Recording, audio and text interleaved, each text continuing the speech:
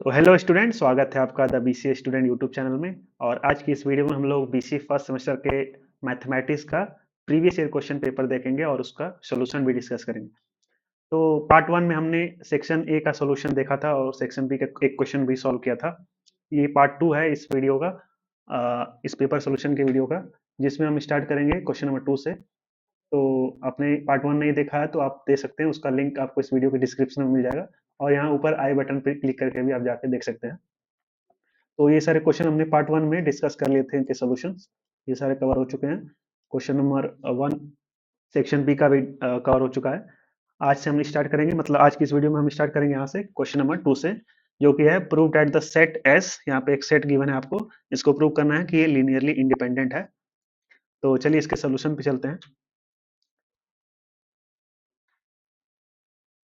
तो ये सारे सॉल्यूशंस थे जो कि हम लोग डिस्कस कर चुके हैं। ये सेक्शन ए के क्वेश्चन नंबर वन है, इसका सोल्यूशन है। क्वेश्चन नंबर टू है, क्वेश्चन नंबर थ्री का सोल्यूशन है, क्वेश्चन नंबर फोर का सोल्यूशन है, क्वेश्चन नंबर फाइव का सोल्यूशन। और ये सेक्शन बी का क्वेश्चन नंबर वन है, ये भी हम लोग सॉल्व कर चुके हैं, डिस्कस भी कर चुके हैं पिछली वीडियो में। तो हमें यहाँ से स्टार्ट करना है आज की इस वीडियो में। तो हमें सबसे पहले ये लिखेंगे कि जो गिवन सेट हमारे पास है उसको यहाँ पे लिखेंगे। ये given set S equal to, यहाँ पे सेट है, किसका सेट है? वेक्टर्स का सेट है। यहाँ पे तीन वेक्टर्स दिए हुए हैं, देख सकते हैं।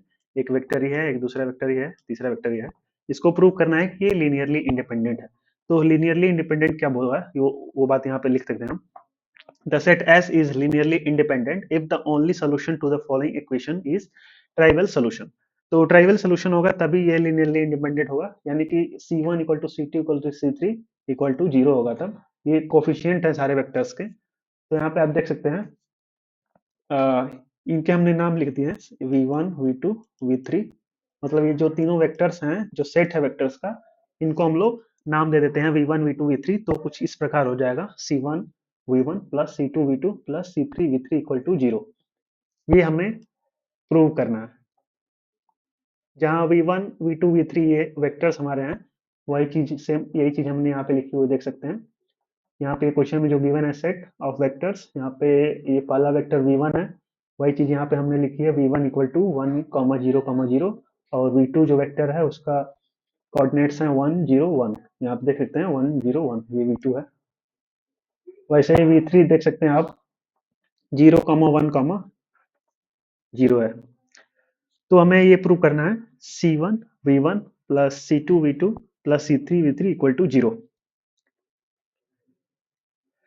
तो इस इक्वेशन में जब आप लिखेंगे, V1 को पुट करेंगे, सारे वेक्टर्स को जब पुट करेंगे तो कुछ ऐसा बनेगा इक्वेशन। यहाँ पे देख सकते हैं C1, फिर V1 की वैल्यू जो है यहाँ पे हमने इस इक्वेशन में पुट कर दिया है, तो ऐसा कुछ बन के आ रहा है। वैसे ही C3 0,1,1। अब यहाँ से प्रूफ स्टार्ट होता है। तो वही सेम चीज हमने उतारी यहाँ पे। इसके बाद देखिए, अब हमने क्या किया है, अंदर इसका मल्टीप्लीकेशन किया है। तो यहाँ पे देख सकते हैं C1 अंदर जाएगा तो यहाँ पे आ जाएगा C1, 1 से मल्टीप्लाई हुआ तो C1, और सारे से मल्टीप्लाई हुआ तो 0,0 हो जाएगा, तो एक ही मिलेगा यहाँ पे C1।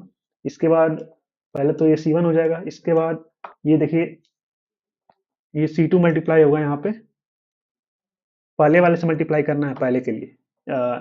आप इसे I समझ सकते हैं, J और K, I J K, ये डायरेक्शन समझ सकते हैं, वेक्टर्स की जो डायरेक्शन होती है I J K।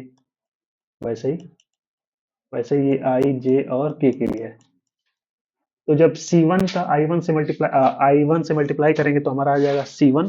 वैसे ही C2 को मल्टीप्लाई करेंगे I से तो C2 आ जाएगा। वैसे ही C3 को I से मल्टीप्लाई करेंगे यहाँ पे तो जीरो है, तो देखिए यहाँ पे जीरो C3 लिखा हमने इक्वल टू जीरो, ये I के लिए। अब J के लिए वैसे करेंगे, C1 इंटू J के लिए करेंगे तो यहाँ पे जीरो है, तो यहाँ पे देख सकते हैं जीरो C1 लिखा हमने। वैसे ही C2 को मल्टीप्लाई करेंगे J से तो जीरो C2 आएगा, यहाँ पे जीरो C2 लिखा हमने। वैसे ही C3 को हम लोग J से मल्टीप्लाई करेंगे तो C3 1 से मल्टीप्लाई हुआ तो C3 आएगा, तो यहाँ पे देख सकते हैं C3 लिखा है। तो वही इक्वेशन बनाई हमने। वैसे अब K से मल्टीप्लाई करेंगे, C1 को मल्टीप्लाई करेंगे इससे तो हमारे पास आ जाएगा 0 C1, तो यहाँ पे आप देख सकते हैं 0 C1 है। वैसे ही C2 को अब K से मल्टीप्लाई करेंगे यहाँ पे तो C2 1 से मल्टीप्लाई हुआ तो C2 आएगा यहाँ पे। वैसे ही अब C3 को 0 से मल्टीप्लाई करेंगे तो जीरो आ जाएगा। तो हमारे पास कुछ ऐसी इक्वेशन बन के आ रही है।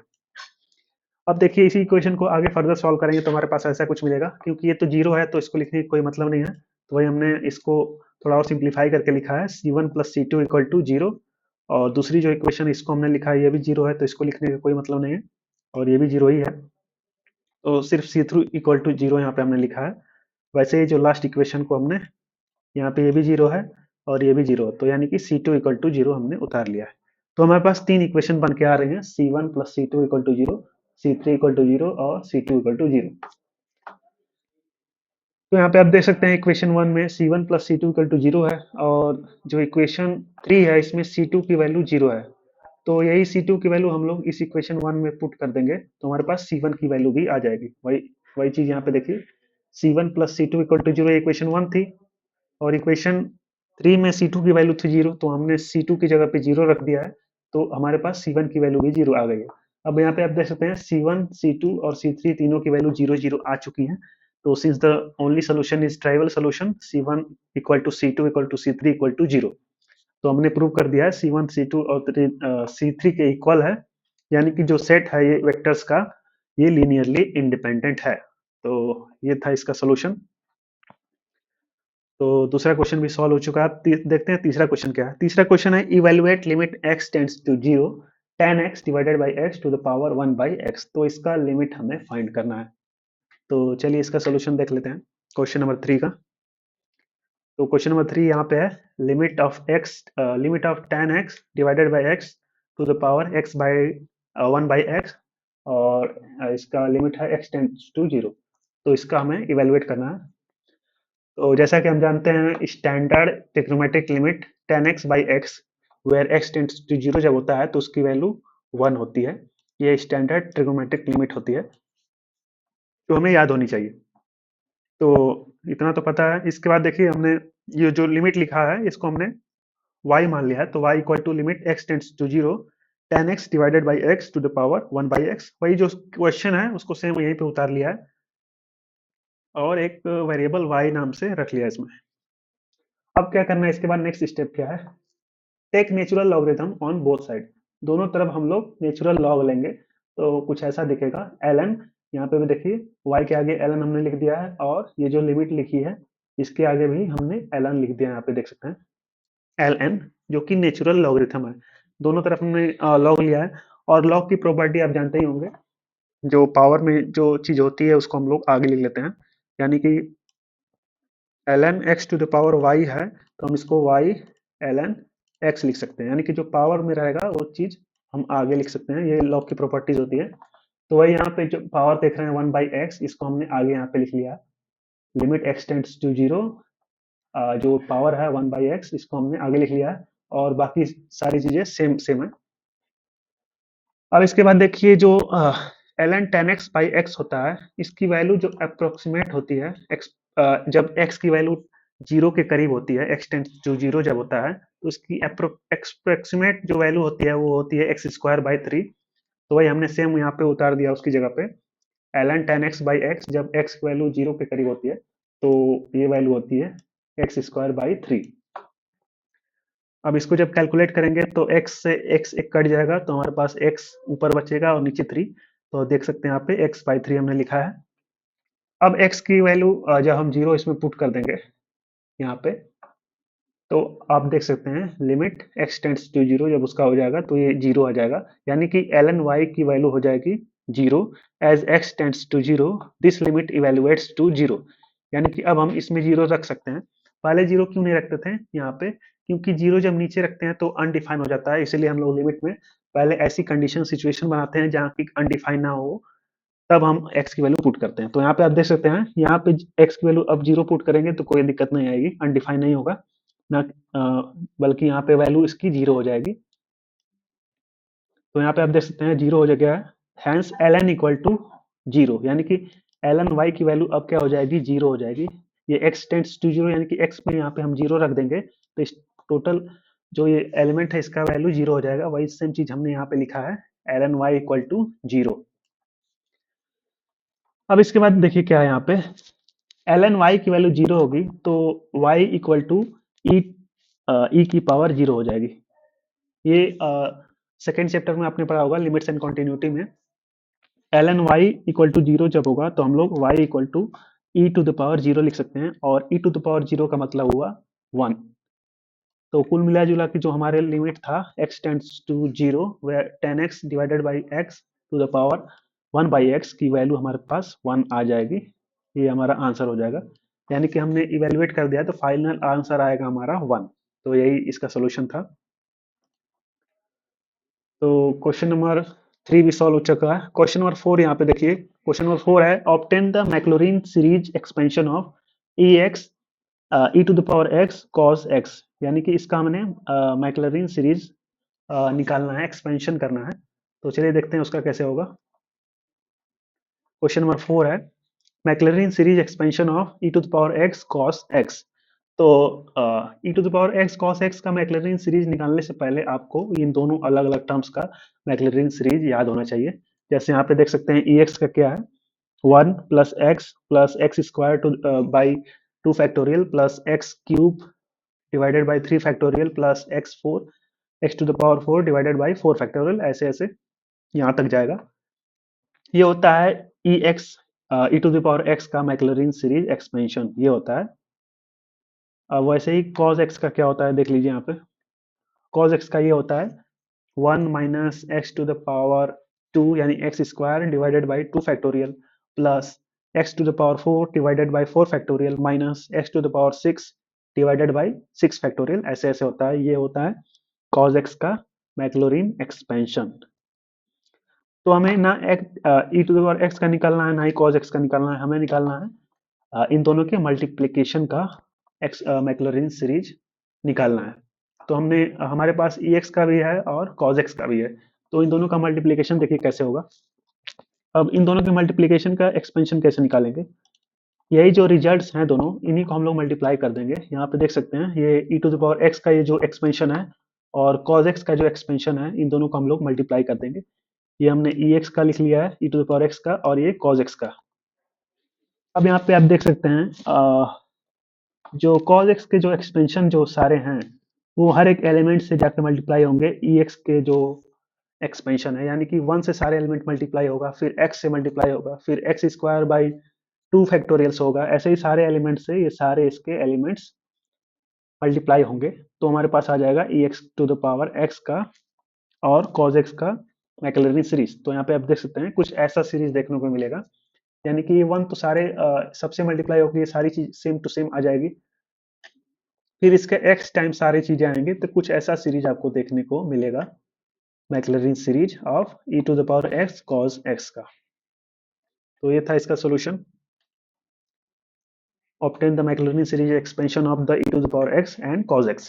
क्वेश्चन नंबर 5 में कुछ गड़बड़ी है, इसको हम लोग बाद में देखेंगे, क्वेश्चन अभी सही नहीं है।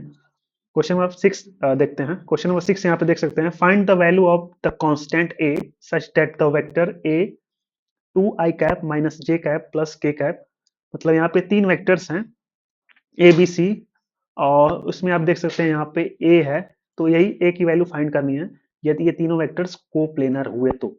यानी कोप्लेनर का मतलब ये तीनों वेक्टर्स एक ही प्लेन में जब आ रहे हैं तो उस ए की वैल्यू क्या होगी, इसकी फाइंड करनी है वैल्यू हमें। तो यहाँ पे आप देख सकते हैं क्वेश्चन नंबर ये 6 है, यानी सेक्शन बी का क्वेश्चन नंबर 6 है। तो सबसे पहले तो जो वेक्टर्स गिवन है हमको, हम वो सबसे पहले लिखेंगे। तो हमारे पास तीन वेक्टर्स हैं ए बी सी, उनको हम यहाँ पे लिख लेंगे। एक वेक्टर ए है, वेक्टर बी, वेक्टर सी, और ये भी गिवन है कि ये तीनों वेक्टर कोप्लेनर है। कोप्लेनर यानी कि एक ही प्लेन पे हैं, और कोप्लेनर जो वेक्टर्स होते हैं उनका स्केलर ट्रिपल प्रोडक्ट जो होता है वो होता है 0। ये सारी चीजें आपको याद होनी चाहिए। तो अब आगे क्या करेंगे, यहाँ पे देखिए, vectors a b and c are coplanar if their scalar triple products equal to 0, यानी कि तभी कोप्लेनर हो सकते हैं जब इनके स्केलर ट्रिपल प्रोडक्ट जो होता है वो 0 होगा। और स्केलर ट्रिपल प्रोडक्ट क्या होता है, वो होता है ये ए comma b comma C comma, ऐसे लिखते हैं, और इसका स्केलर ट्रिपल प्रोडक्ट ये होता है।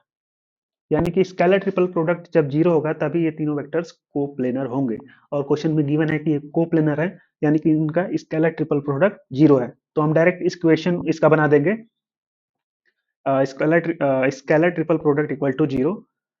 तो यहाँ पे आप देख सकते हैं स्केलर ट्रिपल प्रोडक्ट क्या होता है, ए डॉट बी क्रॉस सी, यानी कि दो वेक्टर का क्रॉस फिर उनका डॉट प्रोडक्ट फिर तीसरे वेक्टर से। तो हमें इसकी वैल्यू कैलकुलेट करनी है, कैलकुलेट नहीं करनी है, इस इक्वेशन में सॉल्व करनी है, तो हमारे पास ए की वैल्यू फाइंड हो जाएगी। यहाँ पे ए ये वेक्टर है और ये जो ए है ये कोफिशिएंट है, ये ध्यान में रखने वाली बात है। यानी कि ये पूरा ए वेक्टर ये है और इस ए की वैल्यू हमें फाइंड करनी है, ये चीज। तो चलिए देखते हैं। तो हमें पता है स्केलर ट्रिपल प्रोडक्ट जीरो होता है कोप्लेनर वेक्टर्स का, तो उसी इक्वेशन के अकॉर्डिंग हम लोग सॉल्व करेंगे। तो यहाँ पे देख सकते हैं ये इक्वेशन है, यही स्केलर ट्रिपल प्रोडक्ट है जो कि हमने जीरो के इक्वल कर दिया है। आगे क्या करेंगे, सबसे पहले तो ये बी क्रॉस सी को फाइंड करेंगे। बी क्रॉस सी को कैसे फाइंड करेंगे, क्रॉस प्रोडक्ट करेंगे हम बी वेक्टर और सी वेक्टर का। तो बी वेक्टर में क्या क्या चीजें हैं, ये है आई कैप प्लस टू जे कैप माइनस थ्री के कैप। वैसे ही सी वेक्टर में क्या है, थ्री कैप प्लस ए जे कैप प्लस फाइव के कैप। तो इनका इसका क्रॉस प्रोडक्ट करेंगे, और क्रॉस प्रोडक्ट कैसे करते हैं, ऐसे करते हैं। यहाँ पे देख सकते हैं आई जे के और ये बी वेक्टर के सारे कोफिशिएंट्स हैं और ये सी वेक्टर्स के। तो इनका जब डिटरमिनेंट निकालेंगे, तो डिटरमिनेंट कैसे निकालते हैं आपको पता होना चाहिए। किसी भी एक रो या एक कॉलम को हम लोग पकड़ते हैं। यहाँ पे आप देख सकते हैं हमने पहली रो को पकड़ा है, और सबसे पहली रो को हमने पकड़ा है जिसमें आई जे के है, और इसमें पहला एलिमेंट क्या है, आई है। तो आई को यहाँ पे हमने लिखा है, और पूरी रो को छोड़ेंगे और पूरे कॉलम को, और ये जो बचेगा ये सारी चीजें, इनका हम लोग डिटर्मिनेंट निकालेंगे। तो डिटर्मिनेंट कैसे निकालते हैं, two into five, two into five हो जाएगा टेन माइनस ए इंटू माइनस थ्री। तो ए इंटू माइनस थ्री हो जाएगा माइनस थ्री, और इसको माइनस करेंगे टेन में से तो प्लस हो जाएगा माइनस माइनस। तो यहाँ पे देख सकते हैं टेन प्लस थ्री ए लिखा हुआ। इसके बाद दूसरा एलिमेंट क्या है जो हमने रो पकड़ी थी, इसमें है जे। तो यहाँ पे हमने जे लिखा है। और साइन कैसे डिटरमाइन होती है ये हमने बताया था चैप्टर वन में, कि साइन इसकी पोजीशन से डिटरमाइन होती है। पोजीशन इसकी जो पहला आई है इसका पोजीशन है वन, पहली रो पहला कॉलम, तो वन वन है, तो वन वन को प्लस करेंगे तो हमारा आ जाएगा टू। और टू एक इवन नंबर है, तो इवन नंबर के केस में हमारा साइन पॉजिटिव होता है, और ऑड नंबर के केस में साइन होता है निगेटिव। ऑड में हो जाएगा निगेटिव और इवन में हो जाएगा पॉजिटिव। ये सारी चीजें याद होनी चाहिए आपको।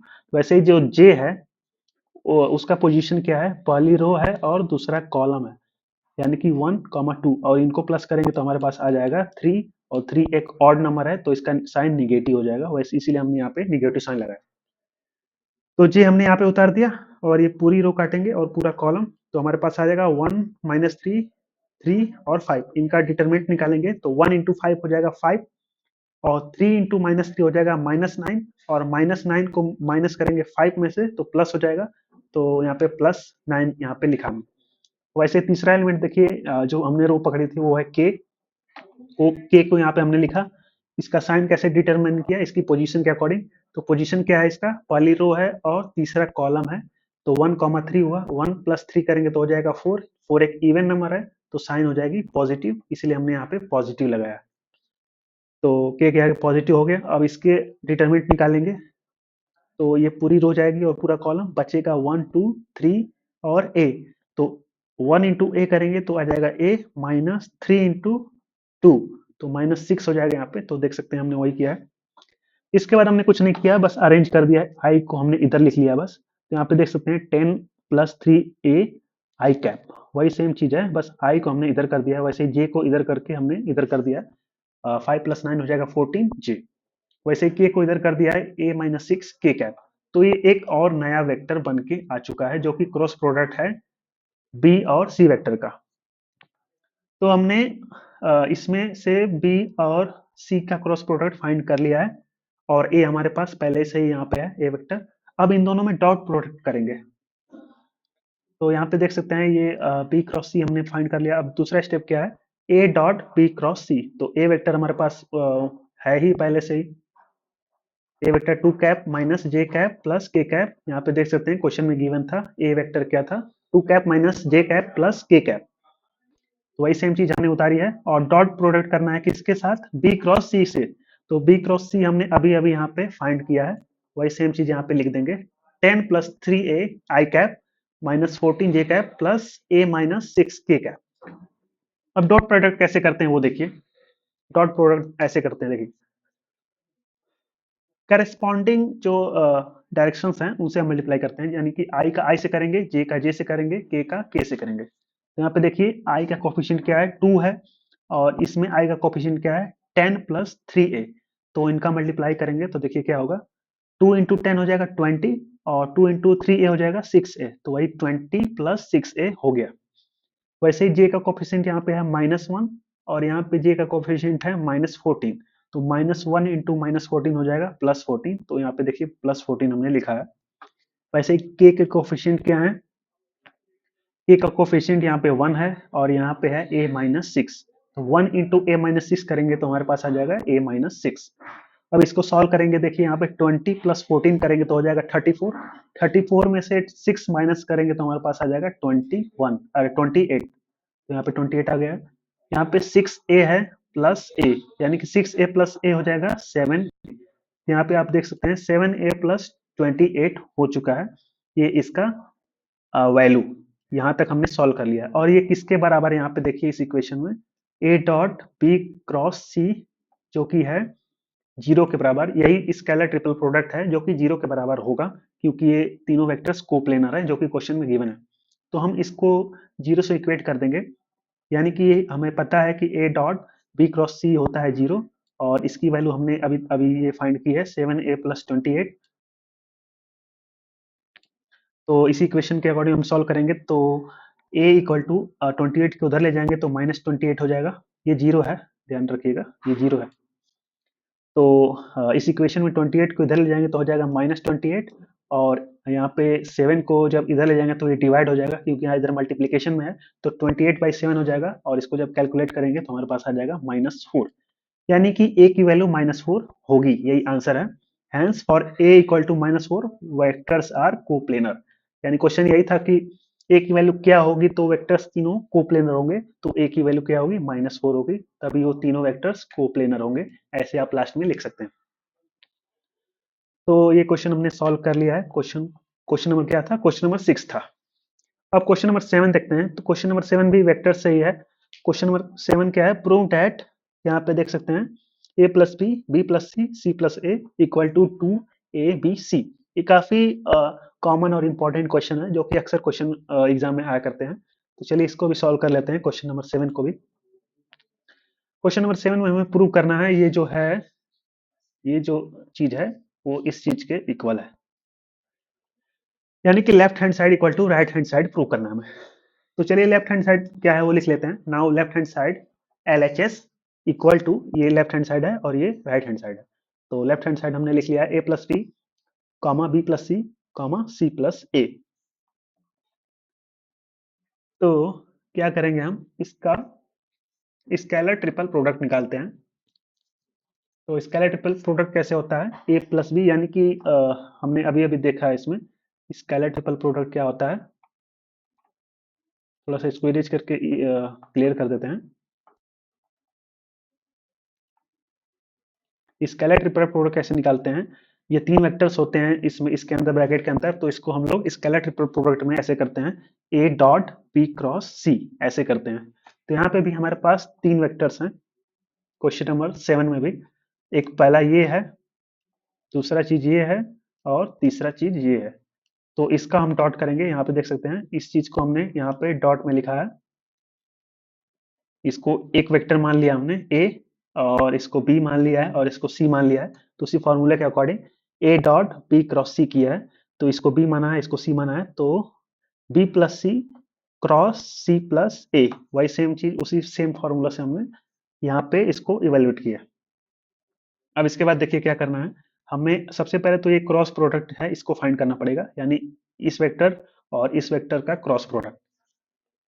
तो चलिए सबसे पहले फर्स्ट कंप्यूट करते हैं, b plus c cross c plus a, यानी कि इसको हम सबसे पहले फाइंड करना पड़ेगा इस वाली चीज को। तो इसको फाइंड करते हैं, कैसे करेंगे, यहाँ पे देख सकते हैं सिंपल मल्टीप्लिकेशन करेंगे, कोई ज्यादा कॉम्प्लेक्स नहीं है। जैसे यहाँ पे देख सकते हैं कैसे करेंगे। सबसे पहले क्या करेंगे, b को c से करेंगे, यानी कि b क्रॉस c, अब plus plus b cross a, यानी कि इसका सबसे पहले इससे करेंगे तो हमारे पास आएगा b क्रॉस c। अब इसका करेंगे इसके साथ, तो प्लस बी क्रॉस ए, यहाँ पे देखिए बी क्रॉस ए आया है, सी हमने लिखा है। इसके बाद इसका करेंगे इससे, तो प्लस हो जाएगा सी क्रॉस ए, तो यहाँ पे देखिए सी क्रॉस ए हुआ।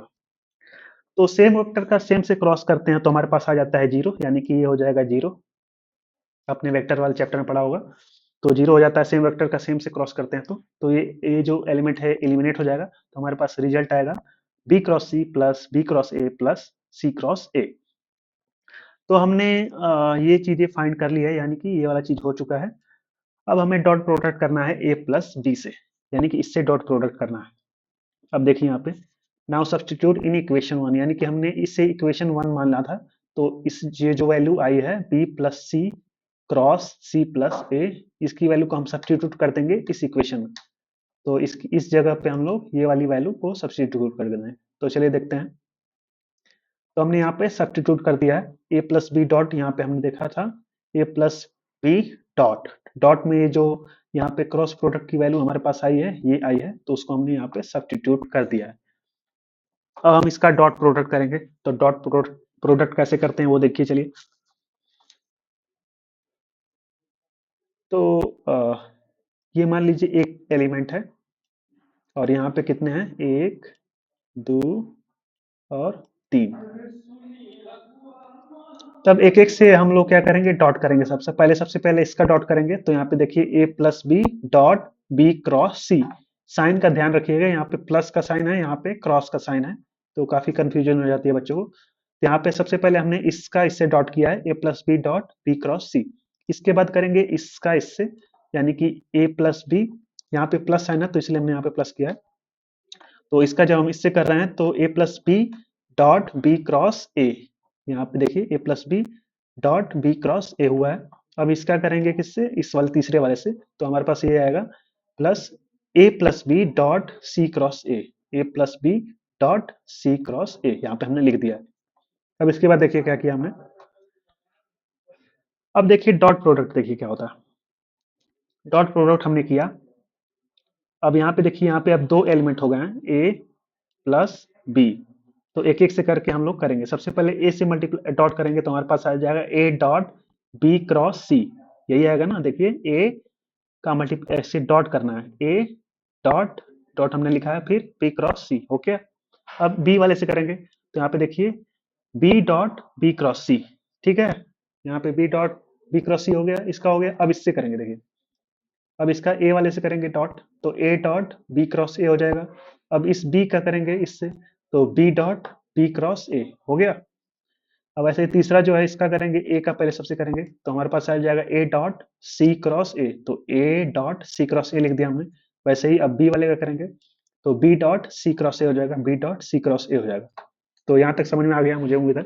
अब देखिए आगे क्या हो रहा है। तो यहाँ पे आप देख सकते हैं डॉट प्रोडक्ट जब हम सेम वेक्टर से करते हैं तो उसकी वैल्यू हो जाती है जीरो। तो यहाँ पे आप देख सकते हैं बी डॉट बी, यहाँ पे सेम वेक्टर्स हैं तो इसका वैल्यू जीरो हो जाएगा। तो इसको हम क्रॉस कर दे रहे हैं, क्रॉस आपको नहीं करना है, हम बात बस समझाने के लिए कर रहे हैं यहाँ पे। तो यहाँ पे दूसरे वाले में देखिए ए डॉट, यहाँ पे भी ए है तो ये भी जीरो हो जाएगा।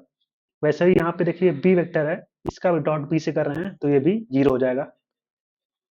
अब यहाँ पे देखिए ए डॉट, इसमें भी इसके अंदर भी ए वेक्टर है तो ये भी हो जाएगा जीरो। तो यहाँ पे देख सकते हैं सब जीरो हो चुके हैं, बस ये दोनों बचे हैं तो इनको हम उतार लेंगे आगे। ए डॉट बी क्रॉस सी, यहाँ पे उतार लिया हमने ए डॉट बी क्रॉस सी, और ये वाला एक बचा था इसको हमने यहाँ उतार लिया है B dot C cross A, B dot C cross a.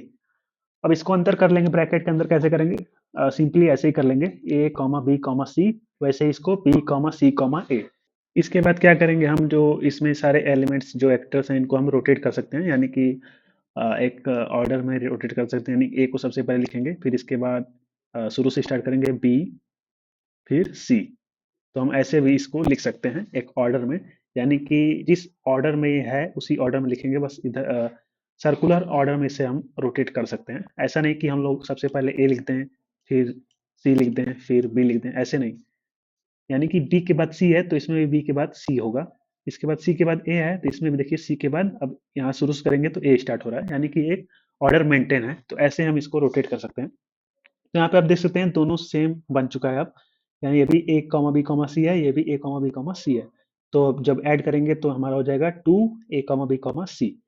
तो हमारे पास आ गया है two a comma b comma c, जो कि हो गया हमारा राइट हैंड साइड के इक्वल हो चुका है। ये हमने लेफ्ट हैंड साइड ये निकाला था, और ये हो गया है राइट हैंड साइड के इक्वल। तो हम लिखेंगे hence left hand side equal to right hand side, hence prove हो गया। यही हमें प्रूव करना था। यहाँ पे देखिए क्वेश्चन में क्या था, इसको प्रूव करना था two a comma b comma c के, वही हमने यहाँ पे प्रूव कर दिया है। तो ये हो गया क्वेश्चन नंबर कौन सा था, क्वेश्चन नंबर 7 था, ये हमने सॉल्व कर लिया सेक्शन बी का। अब देखते हैं नेक्स्ट क्वेश्चन क्या है। क्वेश्चन नंबर 7 सॉल्व हो चुका है, मतलब प्रूव हो चुका है ये। क्वेश्चन नंबर 8 है, trace the curve y square x equal to a square. यानी कि एक कर्व है, उसको हमें ट्रेस करना है। ट्रेस करने का मतलब क्या होता है, देखिए सोल्यूशन में ट्रेस करने का मतलब उसके बारे में लिखना है, उससे क्या क्या आप देख सकते हैं, उससे क्या क्या पता चल सकता है आपको। ये कर्व हमको गिवन है y square x equal to a square. तो इसको सिंपली हम लोग थोड़ा सा अरेंज करके ऐसे लिखेंगे।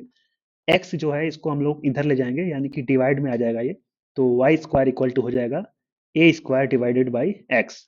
एक्स को सिंपली हमने इधर भेज दिया है, तो ये इधर मल्टीप्लीकेशन में था, तो इधर जाके डिवीजन में आ जाएगा। तो ऐसे हो जाएगा।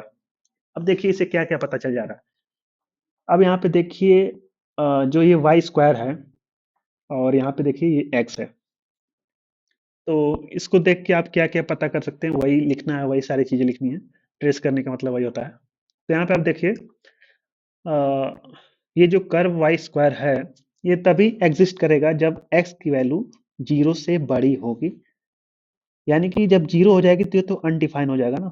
तो सबसे पहली बात तो यही है, curve exist only for x is greater than zero. तो ये सबसे पहली चीज हमने यही सिंपली देख ली है, एक्स की वैल्यू हमेशा जीरो से बड़ी होगी। तो वही पहली चीज हमने यहाँ पे लिख दी है, curve exist only for x is greater than zero since y square is greater than equal to zero. और ग्रेटर देन जीरो ही क्यों है, लेस देन जीरो क्यों नहीं हो सकता, उसके लिए यहाँ पे देखिए, क्योंकि यहाँ पे वाई स्क्वायर है, किसी भी वैल्यू का स्क्वायर हमेशा पॉजिटिव नंबर होता है, तो इसलिए हम लोग एक्स की वैल्यू निगेटिव में भी नहीं ले सकते हैं। ऐसा कि नहीं कि आप ये नहीं सोच रहे होंगे कि जीरो के अलावा माइनस में कुछ ले लें, ऐसा नहीं ले सकते, क्योंकि यहाँ पे स्क्वायर है, इसलिए हमने यहाँ पे ग्रेटर लिया है, यानी कि जीरो से बड़ा ही होना चाहिए। तो सबसे पहली बात तो ये है। अब दूसरी चीज यहाँ पे देखिए क्या है, curve is symmetric about x-axis because y square is the same for both y and minus y। तो जैसा कि आप जानते होंगे y स्क्वायर का मतलब क्या होता है, यानी कि y की वैल्यू 5 दीजिए तब भी 25 आएगा, और y की वैल्यू -5 दीजिए तब भी उसका स्क्वायर 25 ही आएगा। तो इसका मतलब ये है कि ये जो कर्व है वो एक सिमेट्रिक है एक्स एक्सिस के करस्पॉन्डिंग। तो यहाँ वही बात हमने लिखी है यहाँ पे, curve is symmetric about x axis because y square is the same for the both y and minus Y.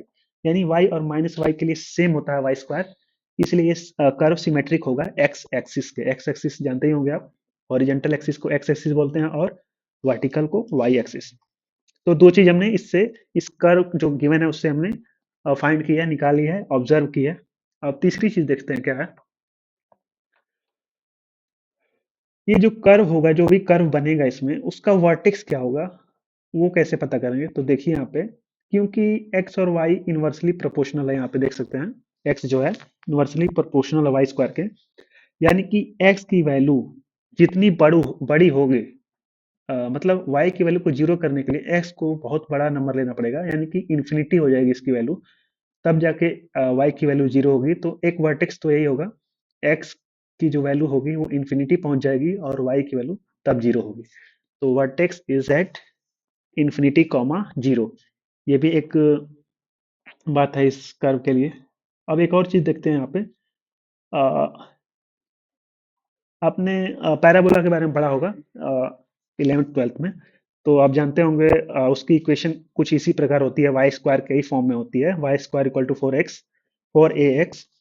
तो अलग अलग शेप्स के लिए अलग अलग इक्वेशंस होती हैं। तो ये जो वाई स्क्वायर है, ये पैराबोला के लिए इक्वेशन कुछ ऐसे ही होती है। तो ये जो कर्व है ये पैराबोला को रिप्रेजेंट कर रहा है, तो हम यहाँ पे लिख सकते हैं this curve represents a parabola.